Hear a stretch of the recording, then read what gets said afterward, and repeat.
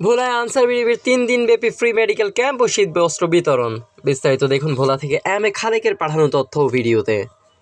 বাংলাদেশ আনসার ও গ্রাম প্রতিরক্ষা বাহিনী answer VDP মানুষের স্বাস্থ্যসেবা নিশ্চিতকরণ ও মানবিক দায়িত্ব পালনের অংশ হিসেবে ভোলা জেলায় 3 দিনব্যাপী ফ্রি মেডিকেল ক্যাম্প ও শীতবস্ত্র বিতরণ শুরু করেছে। বুরহানুদ্দিন উপজেলা পরিষদ চত্বরে অনুষ্ঠিত এ কর্মসূচিতে আনসার ভিডিপি সদস্য, তাদের পরিবার ও সাধারণ মানুষ বিনামূল্যে চিকিৎসা সেবা ও ঔষধ পাচ্ছেন।